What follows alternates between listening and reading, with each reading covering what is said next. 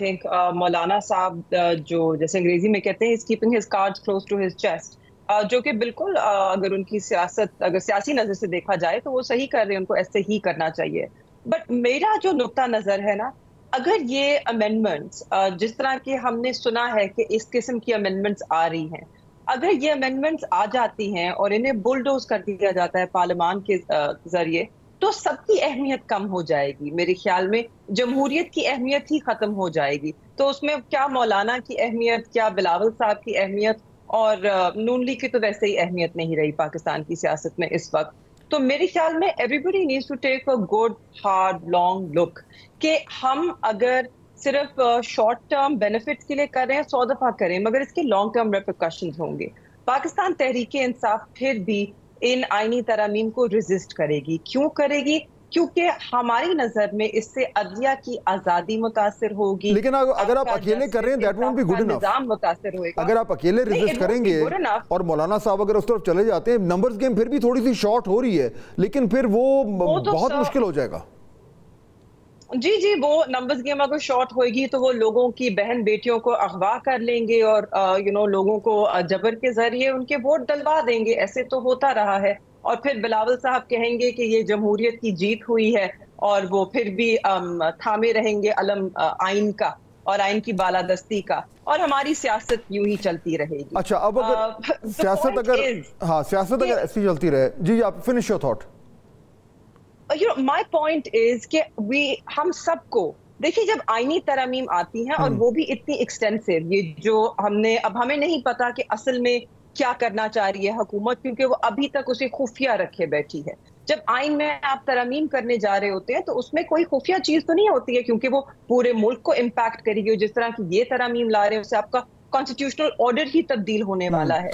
तो बेहतर है कि इन चीजों को रोशनी में लाया जाए। अब ये जो रोशनी में कंसेंसस बिल्ड किया जाए। कंसेंसस मेरे ख्याल में इस तरीके से काशिफ, मुझे ये लग रहा है कि ये जो डॉक्यूमेंट है जो शुरू में लीक हुआ और उस पर शोर मच गया और सब लोगों ने उस पर बहस भी की, एन मुमकिन है, बल्कि मोस्ट लाइकली ये है कि अब उसको थोड़ा सा डाइल्यूट किया जाएगा। उसमें से जो बहुत ही कंट्रोवर्शियल चीज़ें शायद उनको हल्का सा कम किया जाए ताकि कंसेंसस बिल्ड हो जाए।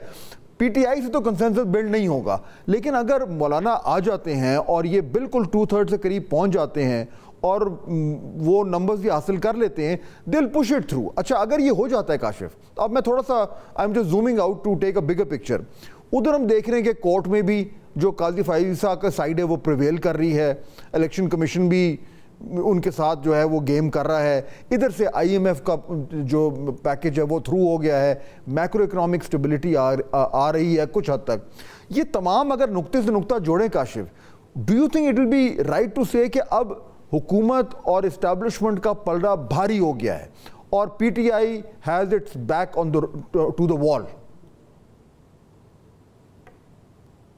देखिए, अगर आप मैं अभी हम थोड़ी देर पहले यही डिस्कस करते हैं कि इस टाइम सारे पत्ते हुकूमत के हाथ में आ जाएंगे। इस वक्त हो क्या रहा है? हो ये रहा है कि इदारे तमाम अलाइन हो जाएंगे उस पॉलिसी के साथ जो पॉलिसी ताकतवर लोगों ने, इस्टेब्लिशमेंट ने हुकूमत के साथ मिलकर बनाई है कि इमरान खान अंदर रहे, तहरीक इंसाफ साइड लाइन और खुदे लाइन रहे और ये मुल्क को चलाया जाए।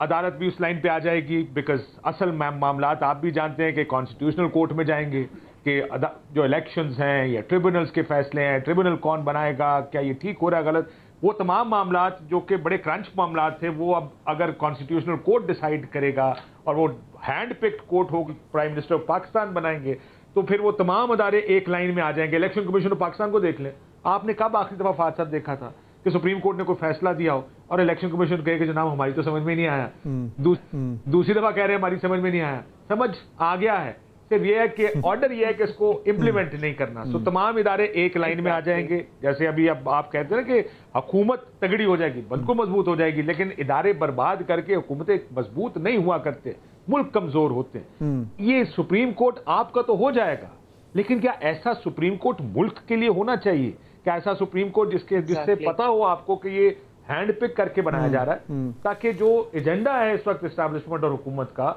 उस एजेंडे को आगे चलाया जाए। तो इस बात की हद तक मैं आपसे बिल्कुल इत्तेफाक करता हूं कि ये हो जाएगा, ये कामयाब हो जाएंगे। ये 2/3 अक्सरियत इकट्ठी कर लेंगे, ना हुआ तो बंदे उठा के कर लेंगे। आपको भी पता है कि पंजाब हाउस में 6 बंदे थे उनके पास जब बंदे शॉर्ट थे उनके पास, तो वो जो MNAs जिनको उठाया, जिनका बीबी जिक्र कर रही थी, उन्होंने उठा लिए थे।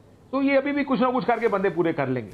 But is that the right thing to do कि मुल्क के लिए सबसे अच्छा देखें ये जो चेक्स एंड बैलेंसेस है किसी वजह से निजाम में होंगे। अगर आप चेक्स ही खत्म कर देंगे और एक फ्री एंड किसी एक की पॉलिसी बनेगी और वो पॉलिसी कौम हैसुल कौम सब इदारे फॉलो कर रहे होंगे और उसी तरह चलेंगे, तो फिर मसला हो जाएगा। बिल्कुल। और उससे दूसरी साइड पे जो गैप है PTI का और बाकी ये सारे साइड का, वो और ज़्यादा बढ़ता जा रहा है मेहरबानो साहब। और अब जो ये लेटेस्ट डेवलपमेंट हुई है कि जो रऊफ हसन साहब हैं उनको हटा दिया गया है एज इंफॉर्मेशन सेक्रेटरी और उनकी जगह शेख वकास अकरम साहब को जो है अपॉइंट कर दिया गया है। खान साहब ने आज जो बात की है जर्नलिस्ट, उन्होंने कहा जी बिल्कुल कोई मुज़ाकरात नहीं होने इस्टेब्लिशमेंट से, शायद यही वजह है कि रऊफ हसन साहब को हटाया है।